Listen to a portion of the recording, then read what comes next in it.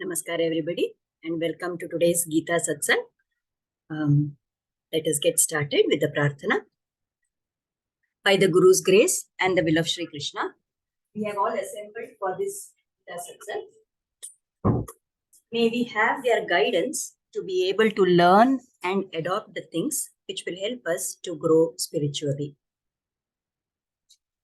Let us chant the shlokas.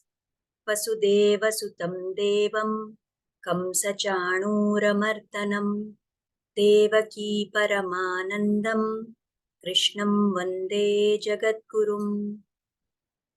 Krishnaya Vasudevaya Haraye Paramatmane Pranatah Kleshanashaya Govindaya Namo Namaha.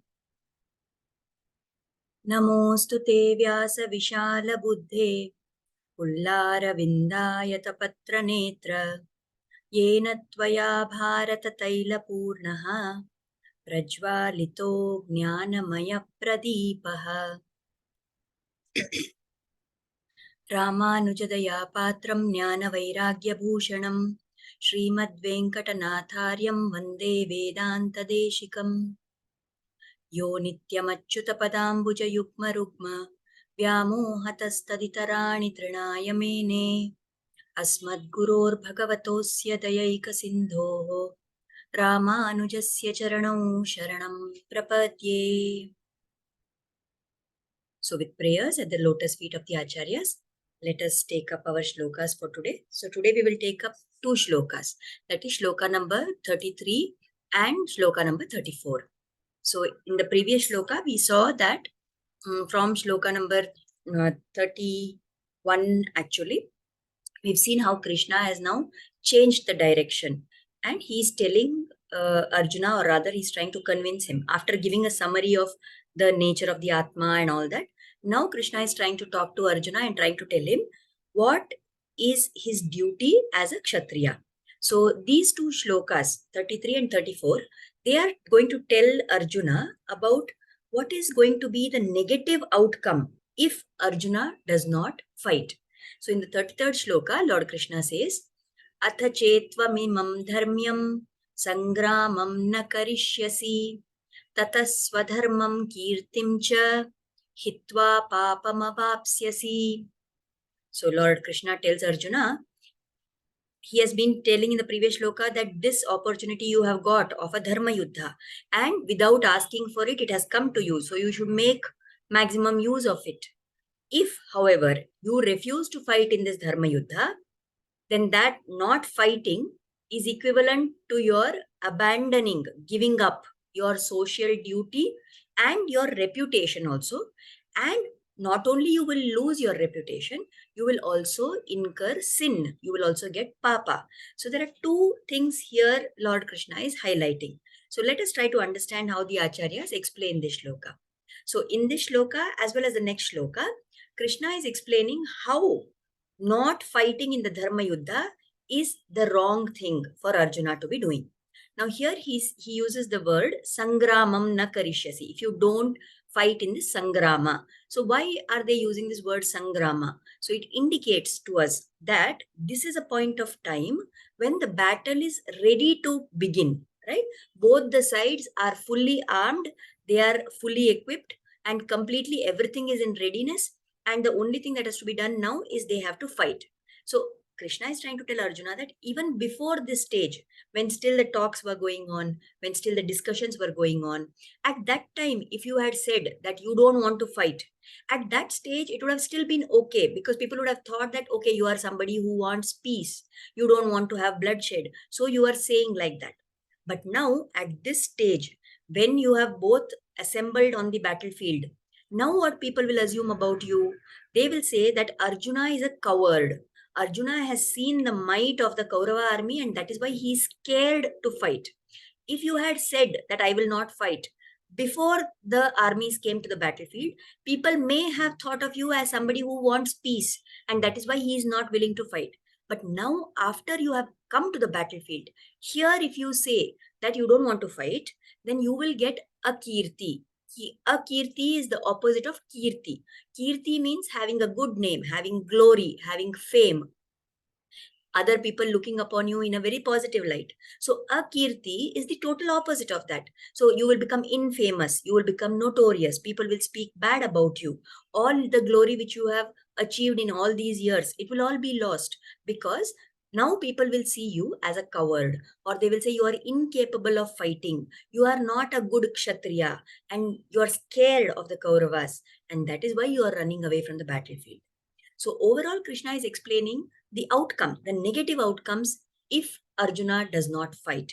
The first thing is you will slip from your duty as a Kshatriya. He has already told in the previous shlokas that as a Kshatriya, your Varna Dharma, your Swadharma, your Dharma as per your Varna is to fight and protect your people.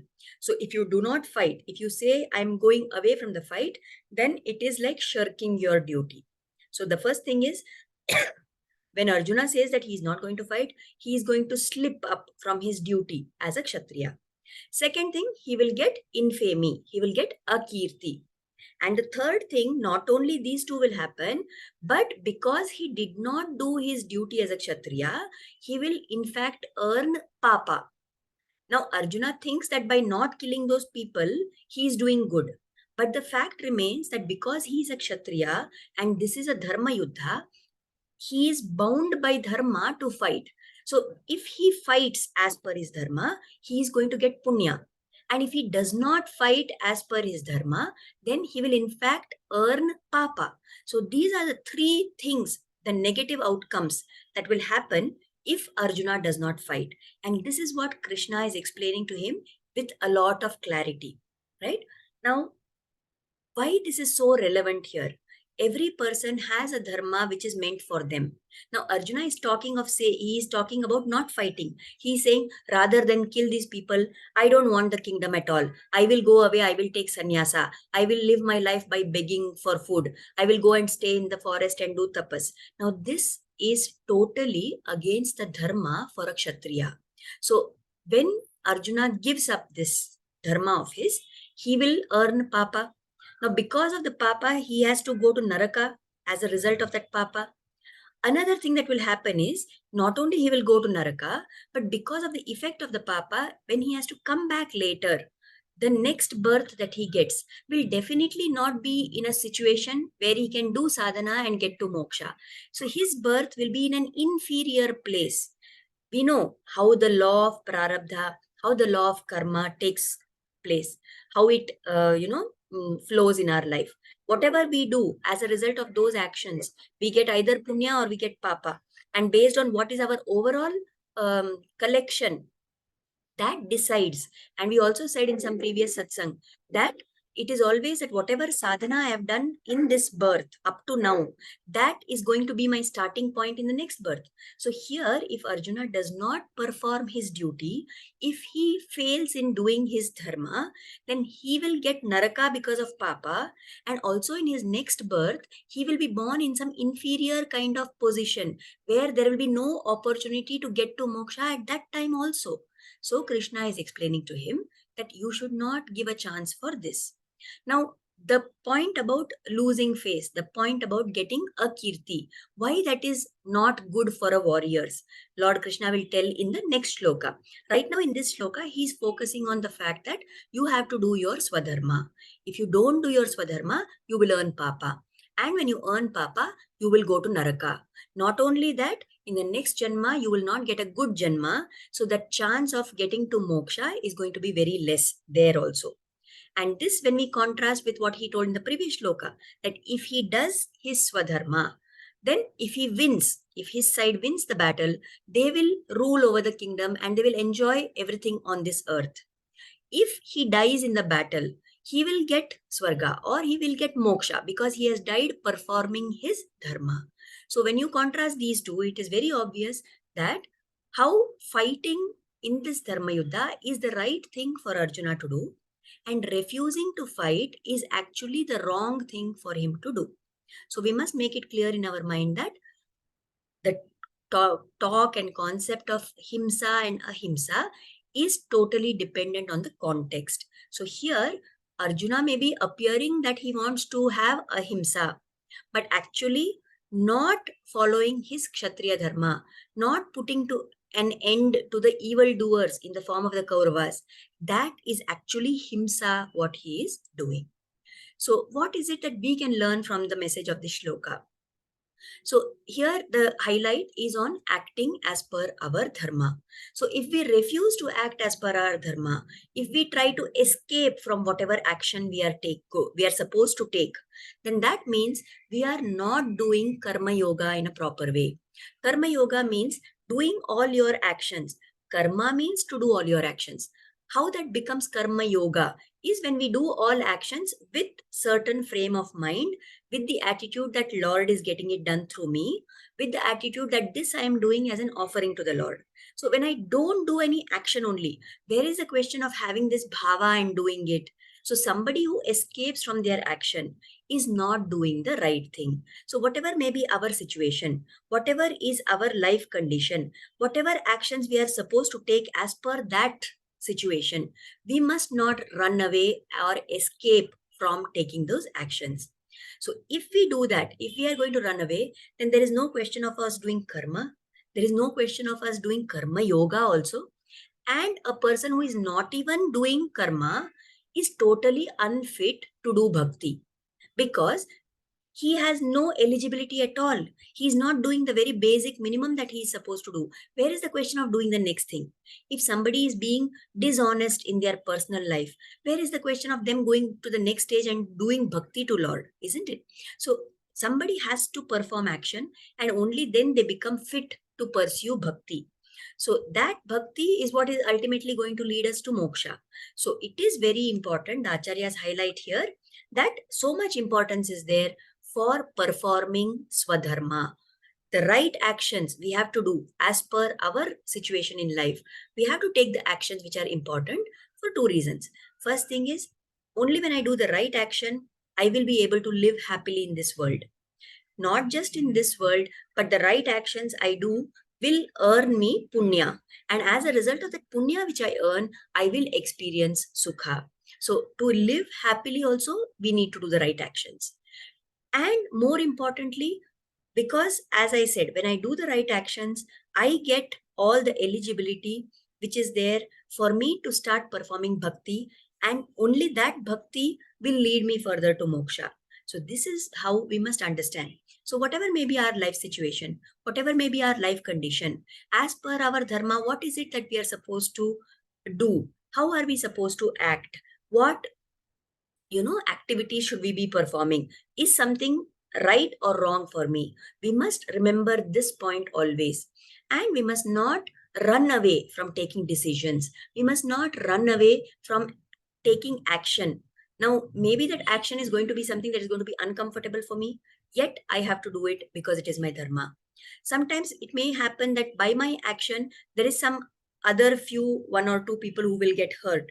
But if that hurt is still going to be resulting in a good outcome, even if there is temporary hurt, then I have to be having the strength to perform that action. So like this, we must understand and try to introspect about what is our dharma and what we should be doing. So this is one part which we can get from the 33rd shloka. So then we move on to the 34th shloka. So here, as I said before, Lord Krishna is going to try and stress on why it is so bad for Arjuna to get akirti, for people to speak bad about him. So in this shloka, Lord Krishna says, akirtim chapi bhutani katha ishyanti te vyayam sambhavitasya chakirtir maranadatirichyate. So Arjuna, people will speak of you as a coward and a deserter. Coward means somebody who is scared, somebody who is afraid to fight. And deserter means somebody who deserts the battlefield, somebody who runs away, somebody who escapes from that battlefield. For a respectable person, now why this is going to be bad? Because Arjuna is a very respectable person. He is a person who is very much respected for his qualities, for his gunas, for his nature, for his skills, and for everything that he is standing for. So for such a respectable person, akirti is worse than death. Now, this we must understand little more in detail. Now, many times we see that there are like people who they come to the end of their lifespan, some person, or even early in their life. There may be some people, everybody dies at some point of time. Now, there are some people who are very famous, or they have done some good deeds in this world, or even for everybody, their own family member when they expire. So, at the time of death, the physical body, the sharira, will get destroyed. But that person's name, the memories of that person in our mind, our remembrance of how that person was, that is something which stays on forever, isn't it? At least for quite a long time. Even it is not nitya like the Atma, but it will stay for a long time. So, if there is somebody who is not having anything good to his credit, it doesn't really make a difference. Rather than being remembered as, oh, that person was bad, it is better somebody should forget him. But for a person who is very respectable, he should always live his life in such a way that even after his death, his name will continue to be remembered with respect. And when that is the case, during his life itself, he has a respectable position in society. So it is his responsibility to act in a way that his actions do not cause damage to his name or to his respect or his fame or his stature. Now, here we may get a doubt that actually we are telling in sadhana on the Adhyatmic Marga, we are telling that we must not run after name and fame. Then here we are telling that we must act in a way that our name and fame remains. Now, that nuance we should understand in a very deep way, because there is a very sukshma difference in these two things. Why Arjuna is being told? Arjuna is somebody who has always stuck to the path of dharma. Arjuna is such a great person, right? Now, actually, there is a story which is told. My brother-in-law told me this story. He heard it from his acharya in some pravachana. Like there was, we know this thing about how the Pandavas, right? They were all the husbands for Draupadi. And the agreement was that when she is spending time as the wife with one of the Pandavas, then the other people will not disturb them, or they will not have any such relationship with her, isn't it? So there was one point of time during their uh, when they were going somewhere, that she was the wife at that time. She was serving as the wife of Yudhishthira. Now, as they were traveling and going, Draupadi feels tired. All the Pandavas are going. Draupadi feels tired.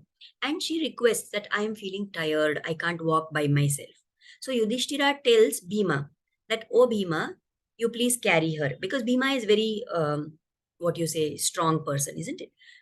Bhima actually is the strongest person. He can lift anything in this world. But at that point of time, he says, no, I'm feeling very tired.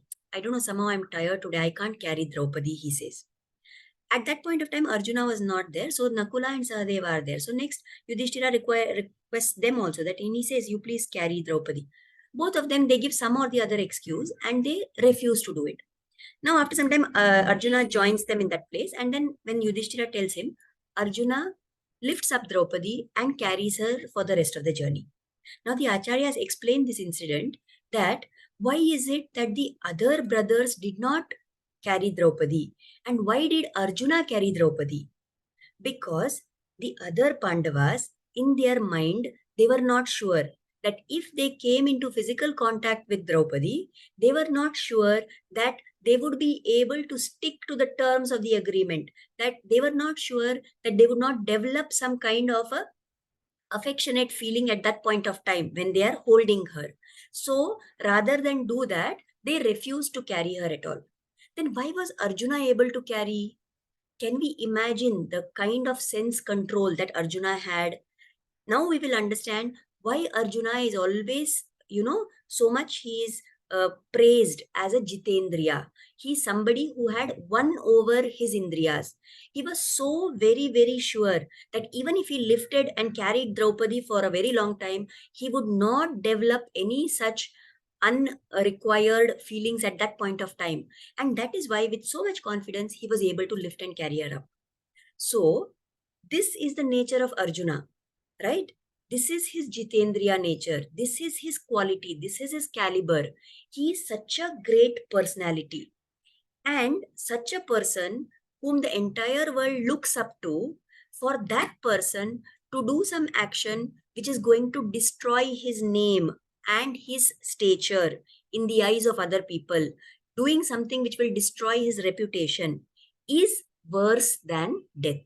This is what Lord Krishna is trying to convince him. Now, life, so we can think that for ordinary people, for everybody, we will say that your life is more important. If ever there is a question that you will lose your life and you can lose your glory, then it doesn't matter if the glory and the fame goes away, but your life is more important because you can always earn back the glory. But for somebody who is in the position of Arjuna, somebody who is having so much kirti like Arjuna, somebody who is a role model for the entire world like Arjuna, it is better that he should die than he should lose his glory. So that is why Lord Krishna is trying to convince Arjuna here that, oh Arjuna, for a Kshatriya like you, kirti is what is most important. And it is even more important than your life. Now, when you fight in this war, you are going to get kirti.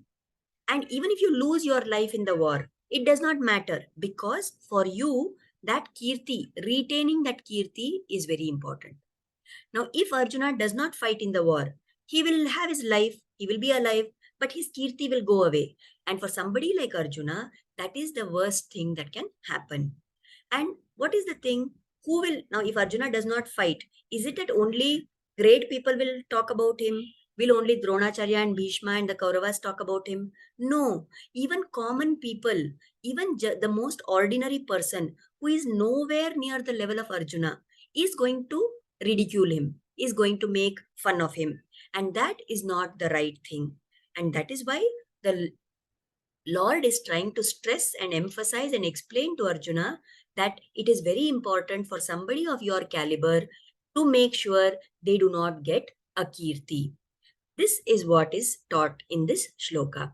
Now, there is an example which the commentators have mentioned to try and understand, to try and convey to us this importance of kirti and all that. So, there one of the alvars called Nammalvar. Now, this Nammalvar, at particular points of time in his bhakti, he would get the bhava of a naika towards the nayaka. So it's like that particular feeling is that of a lover towards the beloved. So in that bhava, they have sung some many songs praising the Lord. So here, anecdote is told how this Nammalvar, when he was experiencing that naika bhava, he's seeing Lord Sriman Narayana as his lover, as his soulmate. So he wants, soulmate is a wrong word, I'm sorry. There is no such word in our Bharatiya Samskriti. So he is seeing the Lord as his ultimate goal and he wants to become one with the Lord, right? So he sends a bird. He requests a bird and says, you please go as my duta. You please go as my messenger to Lord and tell him that I am still waiting here, pining for you. So that bird says that what should I go and tell him? So Nammalvar tells the bird that you go and tell that you are unfit to be called Narayana. Now this bird is shocked. How can I go and say such a thing to Lord Narayana? So Nammalvar, why are you saying such a thing? So then Nammalvar explains. He says the name Narayana indicates that he is the support, he is the adhara for everything in this world. All beings in this world, living, non-living, everything in this world, Lord is the adhara. Now, having that name as being the adhara for everybody, having the name which indicates that he is the protector of everybody, having the name which indicates that he is affectionate and loving to everybody, how can he neglect me in that way? If he is not coming and accepting me, if he is not coming and taking me to moksha, then it means he is refusing me his protection. And that is a kirti for the Lord. So you go and tell the Lord that there is one person who is waiting for your grace. There is one person and whom you have not yet blessed. And that is why you do not deserve this name of Narayana. So in that bhava, Swami Nammalvar has sung that song. So what we can understand is for the great people, for those who are truly of the highest caliber, The loss of name is something they should totally avoid at all costs. And here, that is why the Lord is trying to convince Arjuna that you should not do something which will fetch you a kirti.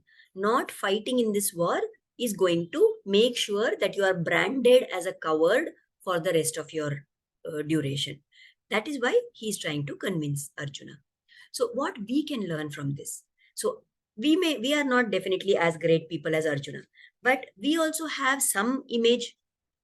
One is the image we carry of ourselves. One more is the image of what other people think about us. Now, if we have come to some level in our sadhana, if we are seeing ourselves and other people are also seeing us as a bhakta or as a sadhaka, so we must use that information to always guide our actions. If I do in this manner, what will people say about me? Now, normally we say that don't bother about what people say about you, isn't it? Now, that is okay for general people, for people who are timid and scared and not doing anything because they are scared what people will say. But for the sadhaka, what he should think, I am a sadhaka. People are thinking of me as a bhakta of the Lord. So when I have this image, if I do this XYZ particular action, will people start making fun of the bhakta of the Lord? Will they say, see, he is Lord's bhakta and he is behaving in such a way? See, he is calling himself a sadhaka and he is doing something which is wrong. If we use it in this manner, it will be a very good guideline to guide all our actions. So we must use our image as a sadhaka to remind ourselves, if I do this particular action, especially the actions which are on the wrong side, what will other people say about me? What will people make fun of my bhakti? What will people say about the Lord that his bhaktas are behaving like this? And we must use that as a guideline. We must always remind ourselves of that. The second thing is, many times there are certain actions which other people can't see. There are some thoughts which we have, or there are certain things that we do ourselves, right? And those also may not always be on the very right side. Then for those things, we need to carry in our mind the image that the guru is thinking I am a bhakta. The guru is expecting a particular kind of action from me. What will the guru think if I behave in this manner? Will the guru accept this particular action of mine? Is my action in keeping with whatever is the guru's expectation of me? Like that, we have to think. So, these ways we can use this whole concept of kirti and akirti to guide our life actions and to guide our sadhana. For a sadhaka, every action he does is going to be as per Dharma Shastra. It should be as per Dharma Shastra. And when he does such an action, it will bring kirti. If we do something which is against the Dharma, against the Shastras, it will bring us akirti. So we must keep this concept in mind and use it for our own sadhana. So we have reached the end of our shloka for today. I am also a little in a hurry. So we will stop here for now and offer Kritagnyata, and we will pray that let the Lord bless us to take this message that we have discussed today. Let us offer gratitude, Kritagnyata, at the lotus feet of Sri Krishna and Guru for inspiring us to start and join this satsang. And let us pray for their blessings and grace to always be on us. Namaskar, everybody. Thank you very much for attending. And if you have any questions regarding today's session or the last session, please do send it on WhatsApp and we will take it up in the next satsang. Hopefully, by God's grace, we will be able to devote more time in the next satsang. So we will keep that in mind. Thank you, everybody. Thank you, Tulsi Ramaure. Thank you, Zarnaji. Thank you, Chudamani Mami. We will meet again next Thursday. Namaskar.